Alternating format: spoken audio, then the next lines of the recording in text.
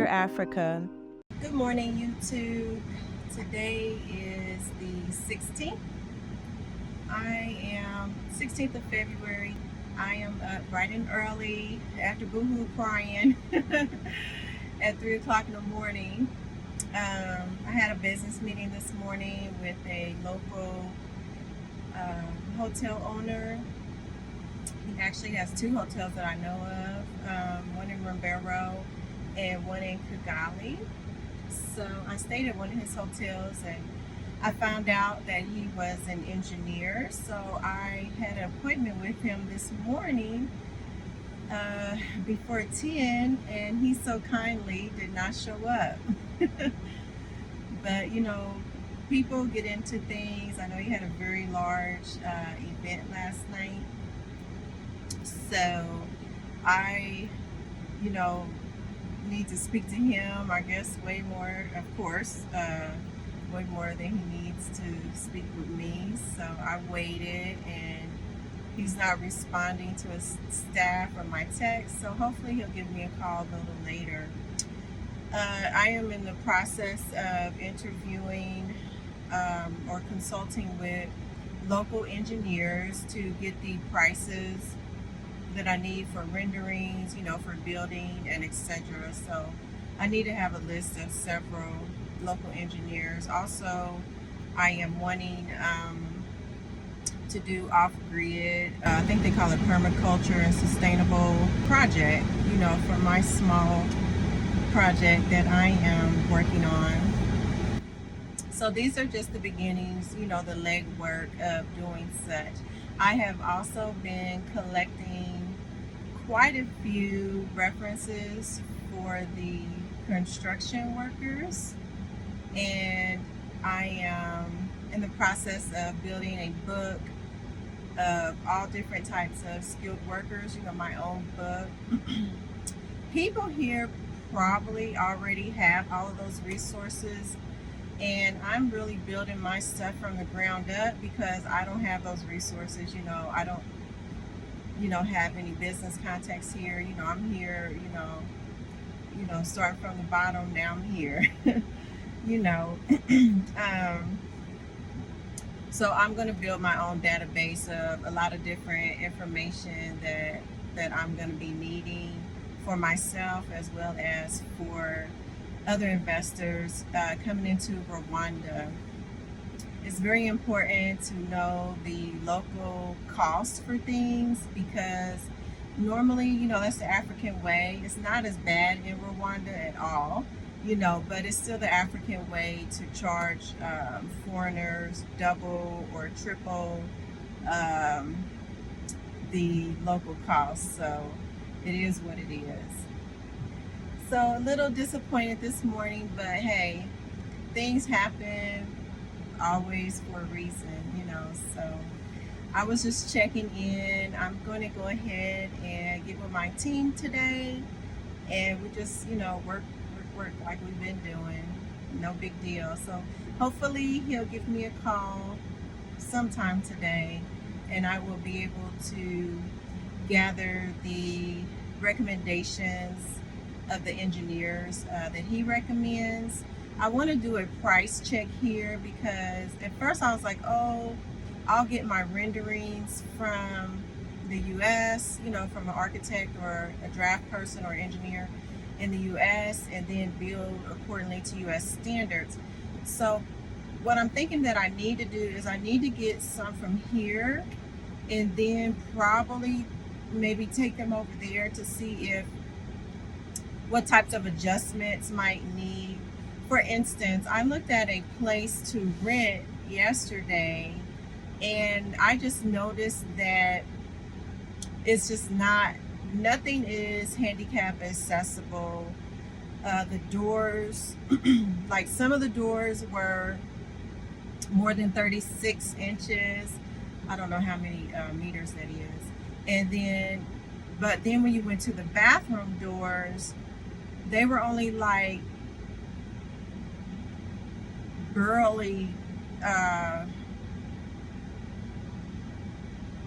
30 inches for the same room. And so I was explaining to the guy, you know, I guess this is how they build here. But this is just not, it just made me wonder, like, what other code compliance things that within construction, I'm not a construction, that knowledgeable in construction. However, I know a little bit from being in real estate for so many years.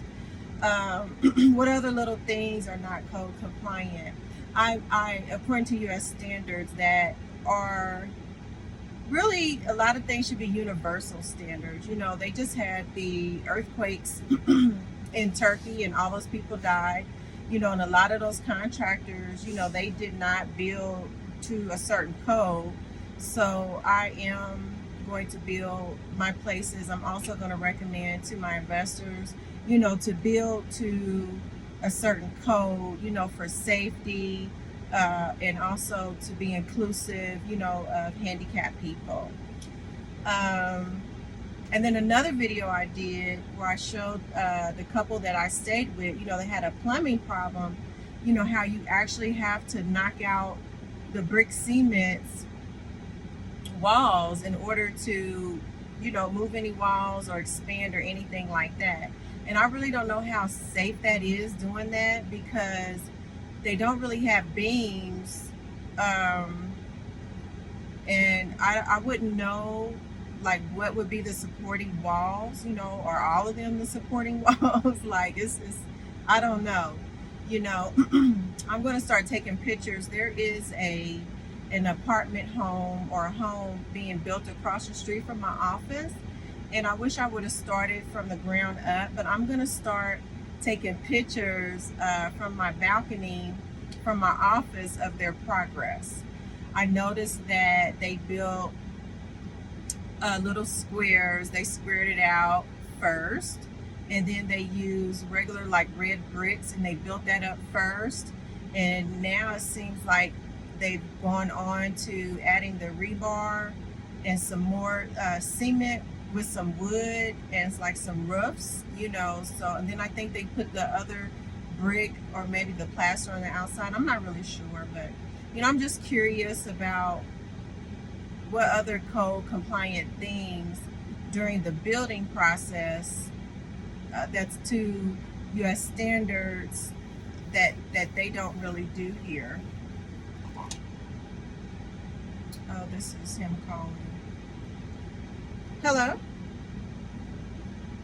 Good morning. Oh, okay. Uh-huh. Yeah, I'm sitting in the parking lot at your place. I'm sitting in the parking lot. I was about to leave. I'm sitting in the parking lot at 5 Swiss. Hello?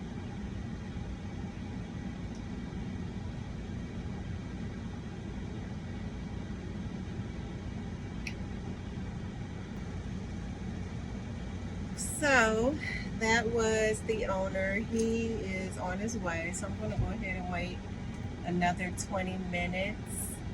I don't mind, I'm new here, so I need to meet people, and I definitely understand when business people get busy and, sometimes they're tired. Like I said, I know you had a very large event last night. He was probably up late handling that. But at any rate, I do wonder what other, like, code compliant corners people cut just because maybe there is not a department that comes in. Like, I don't think that you need, like, permits going along the way as you're building, not that I know of. I'm going to ask this engineer that. And there's just certain corners that I don't want to cut. I want to, like I said, I want to be inclusive for handicapped people, and I also want to build for safety and longevity. So, yeah. So that's the process, what I'm doing now. It's a lot of, building information in the first place.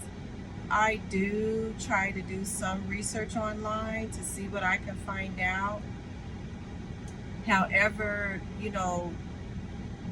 a lot of people aren't necessarily active on the internet. They may have an internet presence, but that doesn't necessarily mean that they're active. And then it also might not match, the activities that they do daily, if you know what I mean. So it's better to get out on foot and go around and build your database and your information yourself, and to meet people in person so that you can have a better understanding in person of what's going on with that company, what's going on with these people.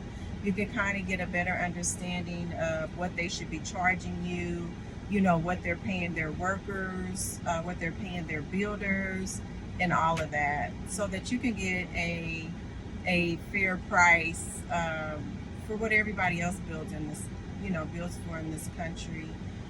I do know a lot of, not a lot, but I know a couple Americans here, and they found out like, oh, they built this whole building for like 50,000 or 75,000. They bought, and they're charging me, 3 or 400,000 for the same building. Also, I mean, that's just the way it is. So I'm doing my best due diligence to just get a fair price for myself, and for any investors that I work with. I want to get the best price, the fair price for this country. Fair exchange ain't no robbery. It's an old saying. So it's not that we're here trying to get over on people. We're here to do business, and to do business at a fair price, and to pay people fairly. So that is what's on my mind this morning. Like, share, and subscribe, and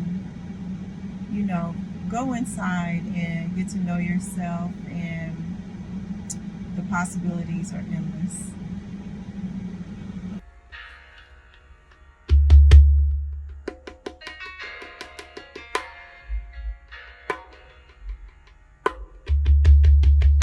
She came onto the country shores as if she were a 100-year storm. Most would heed the warning in time, take shelter, before even catching the enticing smell of the beautiful coming rain. A few godlike men, yet untamed by Mother Nature, would embrace the strong, somehow comforting change of winds.